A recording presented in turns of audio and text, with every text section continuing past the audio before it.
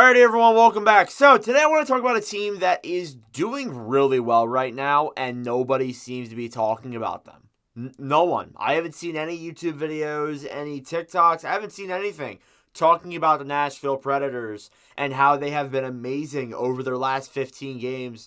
They are on a 15-game point streak currently. And they went from a team that was battling for a playoff spot to sitting firmly in a wild card spot at this point with this 15-game point streak. So, Nashville is currently 40-25-4 for 84 points. They are first in the wild card West, and they are 13-0-2 in their last 15 games.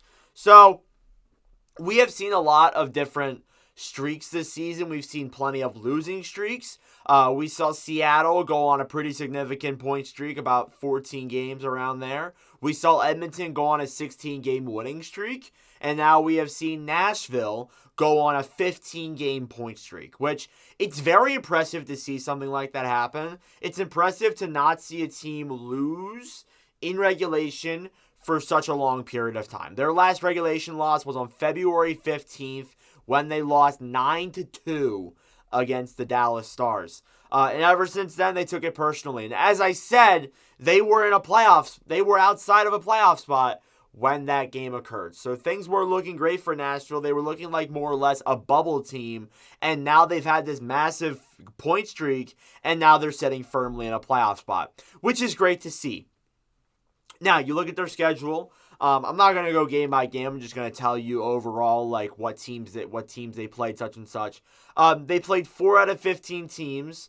4 out of 15 teams were above the playoff line. So, again, and that's what we see with a lot of winning streaks, with a lot of point streaks. You play a lot of teams that are worse than you. And honestly, it really shouldn't take away from how impressive Nashville's been because honestly, when you're playing like this, you kind of just go with what your schedule's like. You can't like say, oh, I want harder teams. And this is what I said with the Oilers winning streak.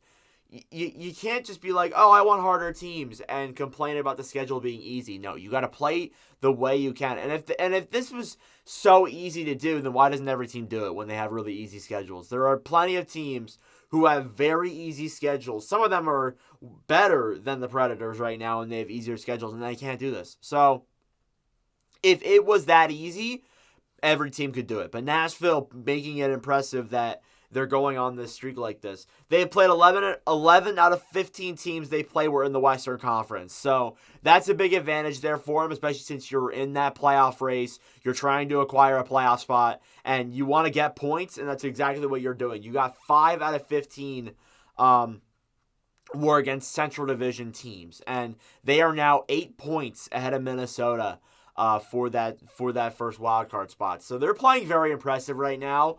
And it just shows that like a team can have a really rough stretch and then have a really good stretch, and that could overall be what really puts them far into the playoffs. Because Nashville before this was more or less a bubble team. Now, yeah, they had some good streaks in between there, but they looked like a very streaky and inconsistent team. Now that they've had this point streak, they have been just absolutely, I'm just going to say absolutely buzzing. So they look really good, and they're looking to expand that to 16, 17, 18 games over the next couple of days. Their leading scorers, we'll get into this here. You got Philip Forsberg. Forsberg leading the way. I think that even though you got guys like McDavid, Kucherov, and McKinnon there battling out for the Hart Trophy, I do feel like Forsberg's going to get some votes. 69 games played, 36 goals, 38 assists, 74 points. I thought Forsberg's had a really good year. He's impressed me on a lot of margins. I think it's definitely a guy who will go down as one of the better players in Predators history. If you follow my Instagram, I'm doing some top 8 players in each team's history, and I got to Forsberg. And he's definitely up there on the Predators list. He's been an amazing forward and has kind of carried them at points this year. Roman Josi, second in scoring, has been a guy that has done that as well. 69 games played, 18 goals, 52 assists for 70 points. I thought Yossi's been very impressive this season as well. Not the Norris level that we see usually out of Josi, but I think he's definitely top 5. He's definitely going to be at least in the conversation. May not be a finalist, but should definitely be in the conversation there for Nashville. is probably the best defenseman in Predators history, maybe even the best player in Predators history. You could definitely make that argument. Gustav Nyquist, third in scoring. I thought Nyquist was one of those players that has had a really impressive season. I looked at Nyquist's numbers. We haven't seen numbers like this from Nyquist in a while in his career.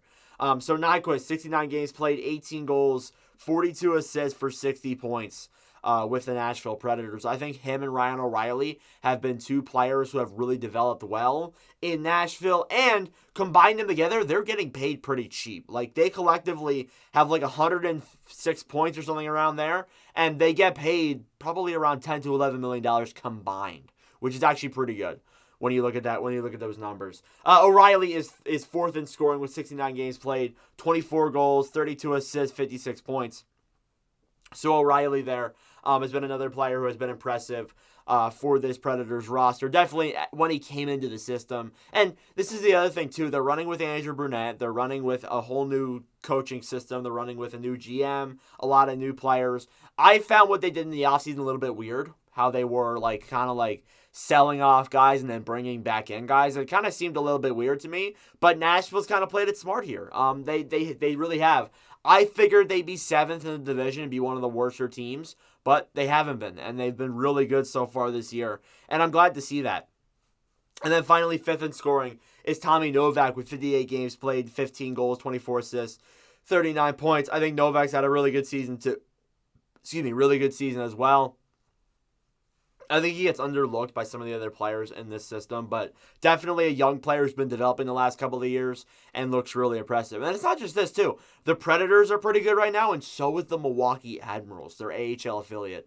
The Admirals won about 15 to 16 games in a row a few months ago. So that's a very impressive number to see. So I definitely think that the Predators overall should be very happy for their upcoming future.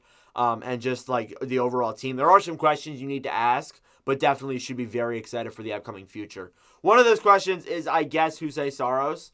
Saros' numbers have been good this year, but they're not as good as they usually are for his standards. He is 30, 21, and 4 for a 2.78 and a .908 save percentage. I think Saros has been good this year, but it's a matter of, I feel like there was a rough start to the year for Nashville, and Saros kind of played a role in it. His numbers weren't all too great. They've gotten better since then, but obviously, he definitely is a guy that I think could get traded. That's very possible. I know I bring it up in videos a lot with Nashville, but I think it's possible. I'm not saying it's going to happen, but I think it definitely could happen. And then you got Kevin Lankinen as the backup goalie, 9.40, a 3.09, and a .897. So you look ahead. You look ahead at their schedule. I put down their next 8 games here. They play Florida, Detroit, Vegas, Arizona, Colorado, Boston, the Blues, and the Islanders. 7 out of 8 of those teams are either in playoff spots or battling for playoff spots. So the easy part of this point streak is probably done. It probably is. So you're going to move into essentially a lot of teams that are above the playoff line at this point in the season are playing some very desperate hockey when you just look at their overall schedule and all that. They need to win some of these games. Some of these teams do. So Nashville's going to have their work cut out for them these next couple of games for sure. And, I honestly am going to say this. I would not want to play Nashville in the first round. I wouldn't. If I'm a wild card team, and if I'm winning either division, whether I'm like Vancouver or Winnipeg right now, I believe are the two teams that are leading their divisions. If I am one of those two teams, I do not want to play either Nashville or Vegas. I don't. I simply don't. I know that, Vegas is struggling, but I don't want to play Vegas either. And I know Nashville, you look at them from the outside, they're like, oh, it's Nashville. They're overrated. That's what people probably think of Nashville just when they see them. They're like, they're not going to do anything. No, those are two wildcard teams that are going to be very hard to play against. But Nashville has their work cut out for them for sure. I really do hope this team shows some success in the playoffs. I don't think they'll do a whole lot in the playoffs, just being honest. But I definitely do think that they could be, if a team isn't, on playing their best game, they could very well knock out one of the division winners. So it is very possible we could see that happen. But regardless, let me know your thoughts in the comment section down below. thank you all for watching. If you enjoyed, make sure to like and subscribe down below. I greatly appreciate it. But yeah, Predators fans, let me know your thoughts down below. I don't make a whole lot of videos on y'all, so definitely let me know your thoughts in the comments down below. But regardless, thank you all for watching, and I'll see you guys in the next video. Adios.